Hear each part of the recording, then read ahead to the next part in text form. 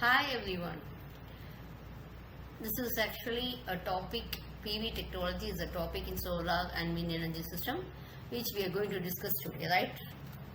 So, what is actually a photovoltaic or solar cell? This is we are going to see what is the definition. So, what are the types of PV cells, construction, working, advantages, disadvantages, application, everything. So, actually, the photovoltaic cell means it is a semiconductor device which is used for converting light into electrical energy. So how it will be working? Actually, what will be the voltage of obtained from the PV cell will be depending upon the intensity of the light which is striking on it. Okay. So why we call it as photovoltaic? Because the voltage is being produced from light or photons. Okay. How we do this? The electrons of semiconductor material, they are being joined together by the covalent bond. We know light is being made of photons.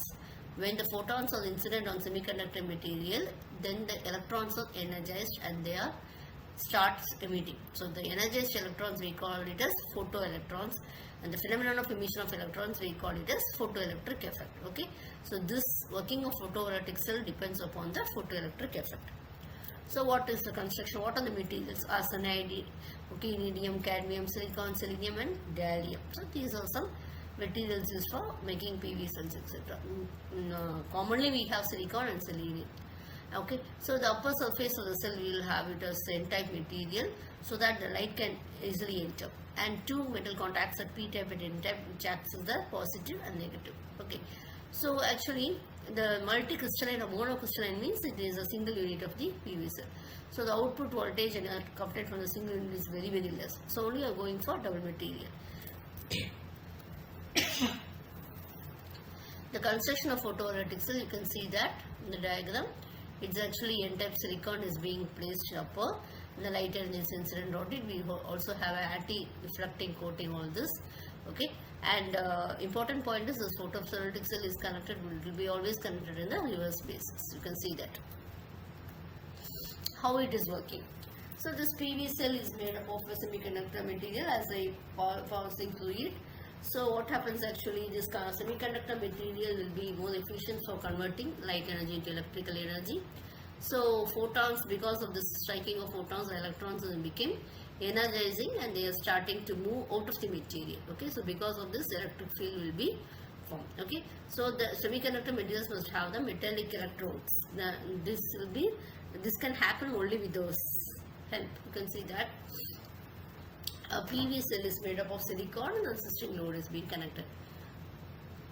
These layers are being joined together and it forms a PN junction. Okay, so junction means it's actually the interface between the P-type and N-type material. So when the light is falling on the junction, the electron starts moving from one region to another.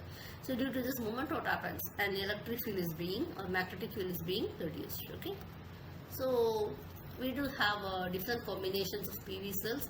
Series combination, parallel, and also we can have it as series parallel combinations. From this we can obtain the different characteristics. So you can see the solar cell IV characteristic curve. Okay, so it is drawn between the amperes and also the voltage. You can see that at 0 voltage, how is that? The current you can see, it's actually we do have a short circuit current is produced, isn't it? And at certain voltage, you can see there's a maximum power is being obtained.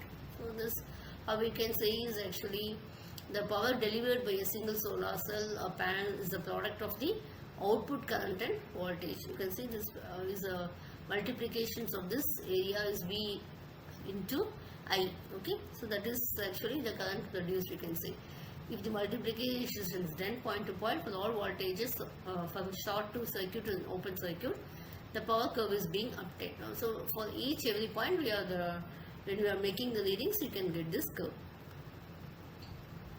Okay, this is solar parallel or IV curve. This I have done for parallel, single and also the series.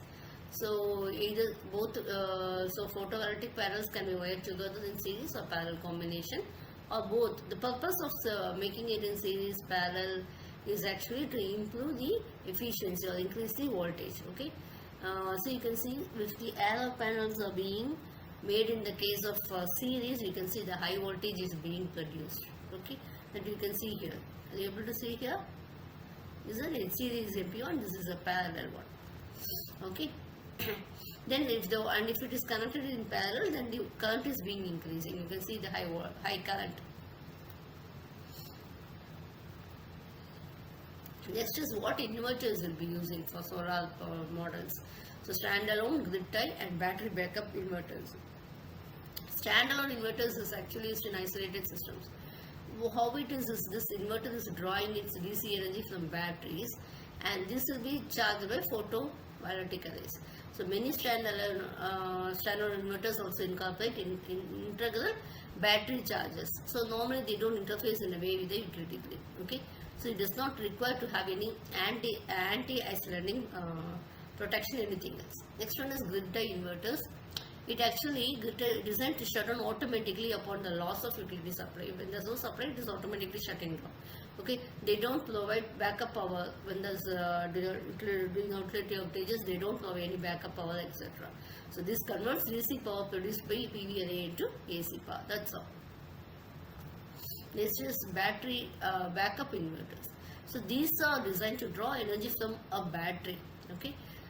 So what happens? These inverters they'll be able to supply AC energy to selected loads during a utility outage. Okay, this are also required to be installed with an anti-islanding protection. So battery, actually, what is battery? We know battery is a combinations of one or more electrochemical cells, isn't it? So larger batteries provide power for telephone exchange, computer data centers, etc. So nowadays we are using in many household batteries and also industrial applications.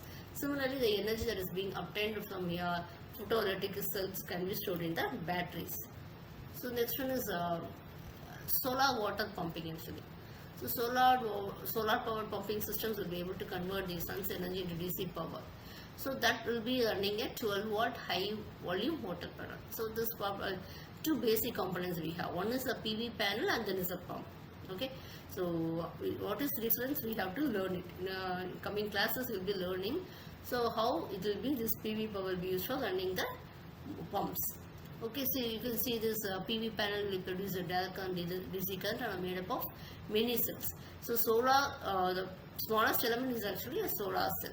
It is prepared by having many layers of semiconductors. Okay, if one or more solar panels installed together, we call it as a solar array. The diagram shows this.